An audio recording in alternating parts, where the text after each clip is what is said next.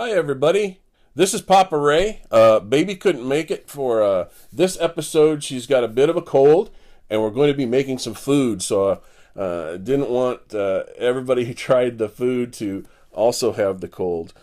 Also, throughout today's episode, you're going to see me grabbing my glasses and moving them around. It's because I broke one of the sides off. So this is going to be a different episode, different kind of episode. So what we're going to do today is we're going to make Cherokee Pepper Pot Soup. And this is a traditional Cherokee soup. You know, you say traditional, what does that mean? It's like, well, it's one that some Cherokees somewhere have made for a long time. Our family's been making it. My grandfather passed away in 1986, so we've been making it for quite a while.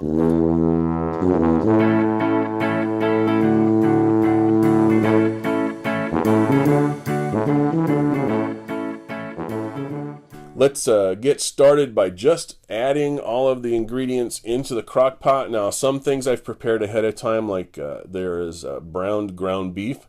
I've already got that prepared, and that was done yesterday. And then we just kept it in the fridge until we're ready to use it. So let's go ahead and get started. First, we're going to add some carrots and some celery. The recipe calls for 1/2 cup of diced celery and for 1 cup of diced carrots. So we'll put those in the pot. And we're going to use our large crock pot again. So I'm giving you the measurements for a normal size crock pot, but I've got things organized here for our double large crock pot. This recipe also calls for okra.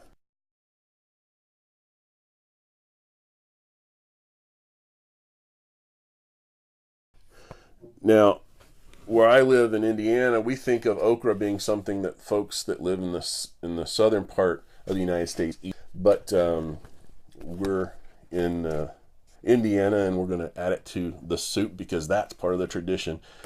We also have potatoes, and this calls for 1 cup of diced potatoes, and I clearly went overboard on preparing diced potatoes. So we're just going to put about 1 cup in there. Actually, we're going to put about 2 cups in there because my crock pot's twice as big. So there's the potatoes. And then we also have, the recipe calls for 1 pound of meat. And I usually use ground beef because that's inexpensive and it's always available. But nowadays there's all sorts of places you can find grass-fed bison, venison, that sort of thing. So whichever kind of meat that you want to use, feel free to go ahead and do that. The recipe calls for 1 pound. And since I'm using my larger pot, I'm going to use 1.5 pounds. And of course, we've already sauteed the 2 peppers and the 2 onions in with the ground beef. There we go. So those are in there. Let's seal that back up. And now we're going to get to some of the cans. Yes, I use cans partly because it's quick and easy, and partly because I can't stand up and cut up a whole lot of vegetables and prepare a whole lot of the sauces and stuff. But today some of them I've prepared, like the carrots and the peppers and the onions and potatoes. I've already got all those cut up. But the tomatoes, diced tomatoes, are coming from a can. So we got 2 diced tomatoes is what we're looking for here, and we're just going to dump the whole can right in there.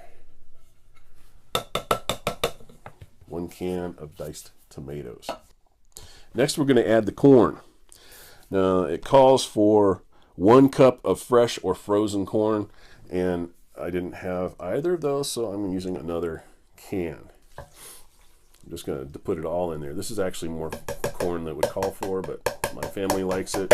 And that's something you'll want to do too, is like if your family likes extra corn, or if you find out that everybody likes okra a lot, you might want to add a little extra of that vegetable into your version of this soup. That's how you kind of make it your own. And the recipe calls for 32 ounces of beef broth. And keep in mind that when I put the can of corn in, I didn't drain it. I just put that water in there because that's already got some of the stuff from the corn in it.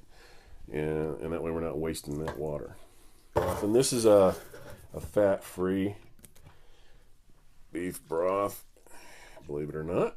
Sometimes they have sodium, low sodium, which also helps folks like me, like us, if any of you are out there that isn't supposed to have a lot of sodium. Okay, so the recipe calls for me to put 1 tablespoon of sage in. I'll put that in there.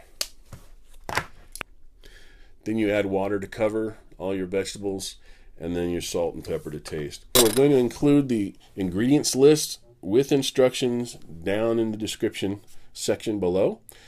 And the instructions, of course, are going to be very easy because, as you can see, we pretty much just kind of prepare all the ingredients and throw them into a crock pot. And then we're probably going to set it on low. You can set it on low for about 4 to 6 hours, or you can set it on high for 3 to 4 hours. What you're going to do actually is you're watching for the root vegetables to be soft, to be tender. And when they're tender enough for you and your family to eat, then the soup is done. All right, so that is all that we were going to do today. I want to thank you for showing up, and if you liked what you saw, please click like below. If you haven't subscribed, please subscribe to us. That helps us out a lot. And next time, hopefully, baby will be feeling better and she'll be with us. So having said that, I'll say goodbye to everybody. Thanks for visiting.